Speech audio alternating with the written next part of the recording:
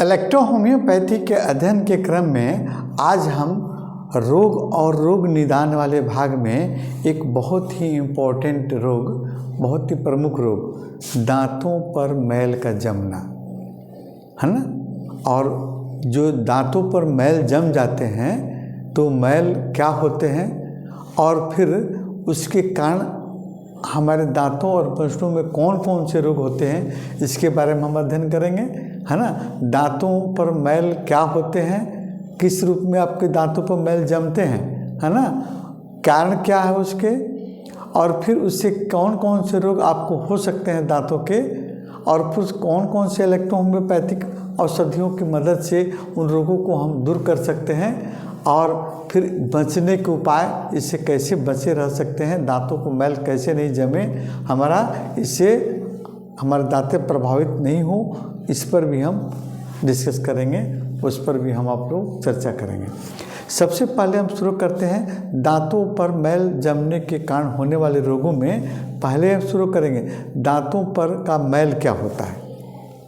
देखते हैं दांतों पर पीले रंग के एक धब्बे पड़ जाते हैं, और जहाँ मसूड़े जुड़े रहते हैं, है ना, उस मसूड़े पर भी आप देखिएगा कि जहाँ दांतें जुड़ी रहती हैं उस मसूड़े पर भी आपको, उस मसूड़े पर भी के किनारे किनारे, दांतों के किनारे किनारे भी आपको पीले पीले रंग के धब्बे पड़ जाते हैं। ये कहलाते हैं आपके मसूड़ों का मैल, है ना, दांतों पर जमने वाला मैल, है ना। तो फिर इसको हम कैसे जानेंगे कि मैल क्या होते हैं। सबसे पहले देखिए कि हम जो भोजन करते हैं तो भोजन में आप स्टार्च की मात्रा रहती है, चीनी की मात्रा रहती है, और जब भोजन लार से आपको मिल जाता है तो भोजन के बहुत छोटे छोटे कण भी होते हैं, और बहुत समय, ऐसे समय में भी आपको बहुत सारे डेड सेल भी होते हैं, मृत कोशिकाएं भी होती हैं।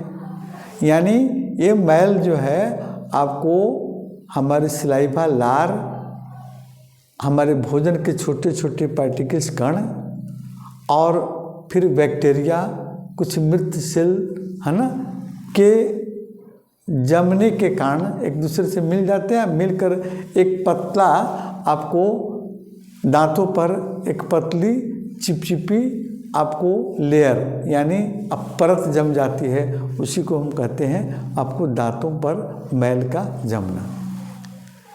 तो ये जो है आपको दो तरह के होते हैं, है ना। सबसे पहले आपका जब मैल जमेगा उसको हम प्लाक कहते हैं, है ना। तो प्लाक जो है क्या होता है, और ये जो है ज़्यादा दिनों तक रहते हैं तो कैसे आपको टाइटर में कन्वर्ट कर जाते हैं। प्लाक, वही प्लाक जिसमें क्या होता है, इसमें आपके भोजन के छोटे छोटे कण, है ना, बैक्टीरिया, आपकी लार और कुछ डेड सेल जो रहते हैं मिलकर, है ना, एक पतला चिपचिपा लेयर बना देते हैं। रंगहीन रहता है, कभी कभी येलोइश कलर का भी दिखाई पड़ता है, और दांतों पर जम जाते हैं, इसको हम प्लाक कहते हैं। और ये प्लाक जो है कुछ दिनों तक आपके दांतों पर परत बाई परत जमते जाएंगे तो आपको खुरदरी हो जाती है, हार्ड हो जाते हैं, कड़े हो जाते हैं, तो ये टार्टर के रूप में बदल जाते हैं, ये टार्टर कहलाते हैं। तो दांतों पर मैल का जमने का कारण होने वाला रोग या दांतों पर मैल का जमना, है ना, जमना, मैल क्या हुआ ये हमने देखा। टार्टर प्लग क्या होता है इसको हमने क्या देखा। टार्टर यानी जब प्लाक जो है कुछ दिनों तक आपके दांतों पर पड़े रहते हैं तो धीरे धीरे वो लेयर मोटे हो जाते हैं, हार्ड हो जाते हैं, कड़े हो जाते हैं, और फिर खुरदरे हो जाते हैं, और ये आपको एक हार्ड संरचना बना लेते हैं, टार्टर कहलाते हैं। आपको प्लग को हम आसानी से ब्रश से, दांतों से धीरे धीरे रगड़कर ठीक कर सकते हैं, हटा सकते हैं, लेकिन टार्टर को हटाने के लिए बिना आपको मेडिकल सहारा लिए हुए, बिना डेंटिस्ट के सहारा लिए हुए उसको नहीं हटा सकते हैं। अब देखिए आपको हम इस मैल के जमने के कारण कौन कौन से रोग आपको हो सकते हैं। तो सबसे पहले आपको जिंजिवाइटिस, है ना, आपको टाइटर आपने देखा, टाइटर क्या है? पहले तो रोग होने के कारण आपको कौन कौन रोग होते हैं? आपको जिंजिवाइटिस, जिंजिवाइटिस, पायरिया,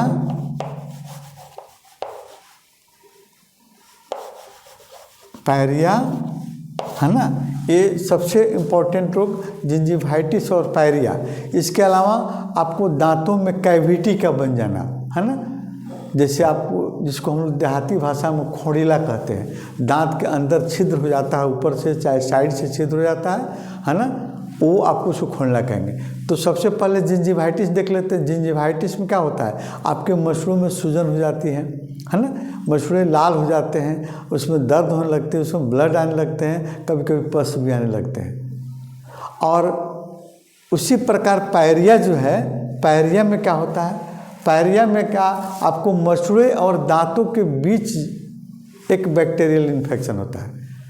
ये हमारे दांतें हैं और दांतों के बीच में मसूड़ों का कुछ भाग रहता है, जो गैप वाले भाग में, वहाँ पर बैक्टीरियल इन्फेक्शन होगा और उसके चलते आपको उसमें मसूड़ों से ब्लड आने लगेंगे, मसूड़े ढीले पड़ जाएंगे और दांतें भी हिलने लगती है, मसूड़े भी आपको लूज हो जाते हैं और दांतें गिरने लगती हैं। ये आपको पायरिया में ब्लड और पस दोनों आता है। कभी कभी ब्लड आएगा, कभी कभी ज़्यादा आपको क्रोनिक हो जाने पर पस भी आने लगते हैं पायरिया में।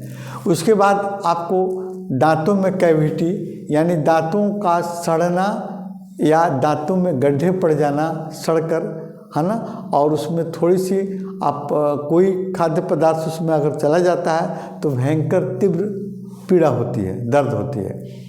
जैसे आप पानी, गर्म पानी या ठंडा पानी पीने के फलस्वरूप में उसमें सिहरन पैदा होती है और दर्द होता है ना। और चौथे नंबर में, तीसरे नंबर में क्या देखा? Cavities, cavities, cavities. और चौथे नंबर में आपको बैड ब्रीथ,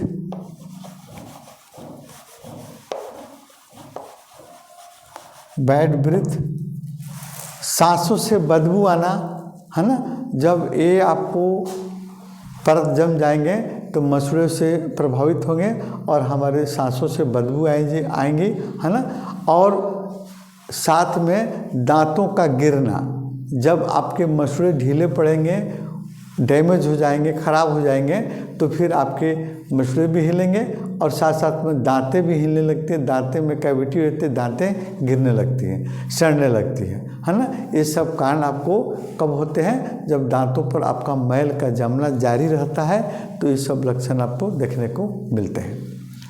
अब हम देखते हैं कि कौन कौन सी इलेक्ट्रो होम्योपैथिक औषधियों से इसको हम ठीक कर सकते हैं। कुछ मेडिसिन का नाम हम बता देते हैं, है ना, एस ग्रुप से, सी ग्रुप से, है ना, जो आपको अति आवश्यक रूप से उस मेडिसिन का हम लोग प्रयोग करते हैं, है ना। उन्हीं मेडिसिनों से हम आपको इन सभी रोगों को, जो अपने जिंजिवाइटिस का हम जिक्र करते हैं, जिंजिवाइटिस में क्या होता है? मसूड़ों में सूजन हो जाएगा, दर्द हो जाएगा, लाली हो जाएगी, तो वहाँ पर क्या कीजिएगा? सीधे आप पहले आपको A2+C5, है ना, A2C5WE G या आपको B, है ना। जब आवश्यकता होता है, ब्लड आ रहा तो B का प्रयोग कीजिए, अगर आपको पस आ रहा तो G का प्रयोग कीजिए, अगर सूजन, दर्द, लाली है तो WE से भी आपका काम चल जाएगा।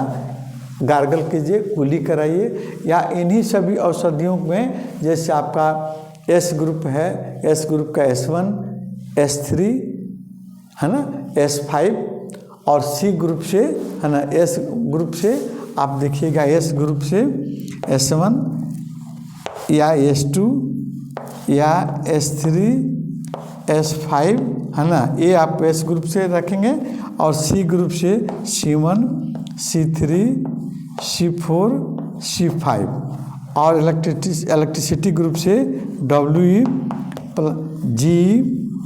G, B, इन, और ब्लड ग्रुप से औषधि के रूप में A3 और A2, है ना। इन सभी औषधियों का प्रयोग करके आप जिंजिवाइटिस, पायरिया को भी ठीक कर सकते हैं। आपको कैविटीज़ को नहीं ठीक किया जा सकता है, दर्द आराम किया जा सकता है, उसमें मसूड़े जो सड़ने लगते हैं उसको ठीक किया जा सकता है। कुछ दिन तक आपको कैविटी के लाइफ को बचाया जा सकता है, दांतों कैविटी को, लेकिन पूर्णतः उसको भरा नहीं जा सकता है, उसको पूर्णतः मतलब ठीक नहीं किया जा सकता है ना। और उसके बाद में एक और रोग आपका आता है आपको बैड ब्रीथ। तो बैड ब्रीथ में आप जब देखिए कि आपके मसूड़े सड़ने लगे, है ना, तो उसका इलाज कीजिएगा, तो फिर आपका सांसों से बदबू आना बंद हो जाएगा, क्योंकि उसमें डेड सेल बैक्टीरिया, मृत बैक्टीरिया रहते हैं, जिसके चलते आपको बदबू आती है। तो उसको आप कुल्ली कराएंगे या अच्छे से ब्रश करेंगे तो फिर आपको बदबू आना रुक जाएगा।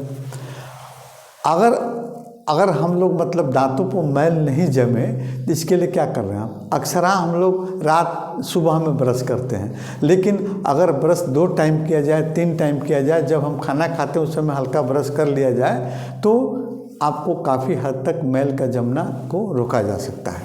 और जैसे ज़्यादा हम मीठा फल, है ना, स्टार्च युक्त भोजन, है ना, इस का सेवन हम ज़्यादा करते हैं तो उसको कम कर दिया जाए, है ना। और चिपचिपे खाद्य पदार्थ जैसे चॉकलेट है, इसको नहीं लेंगे हम, है ना। और पान मसाला है, गुटखा, जर्दा है, आपको इस सब का सेवन कतई नहीं करना चाहिए। ये भी आपको दांतों पर एक मैल जमने का कारण बन सकते हैं। आवश्यकता अनुसार अच्छा क्वालिटी का पेस्ट का प्रयोग कीजिए, या आप मतलब माउथ वॉश का भी आप प्रयोग कर सकते हैं। आपके यहाँ की इलेक्ट्रिसिटी, है ना, जी जो है, जी से आप माउथ वॉश का काम ले सकते हैं। आपको बैक्टीरियल इन्फेक्शन से बचाव करता है, और जो डेड सेल है बैक्टीरिया, मृत बैक्टीरिया, उसको भी आपको ठीक करने में आपको मदद करती है। जी का गुल्ली आप कर सकते हैं। और कभी कभी जब ज़्यादा आपको ये मैल जम जाते हैं दांतों पर, तो फिर डॉक्टर से भी अपना राय लीजिए, फैमिली डॉक्टर से, डेंटिस्ट से राय लीजिए और उसको हटाने की कोशिश कीजिए, है ना। इन सभी आपको बातों पर अगर हम ध्यान रखेंगे तो फिर दांतों पर मैलना जमना बंद हम रोक सकते हैं। और जब मैल नहीं जमेगा तो फिर आप दांतों की कई बीमारियों से बचे रह सकते हैं। अगले वीडियो में फिर हम लोग आपको मसूड़े से कुछ और रोग के बारे में चर्चा करेंगे।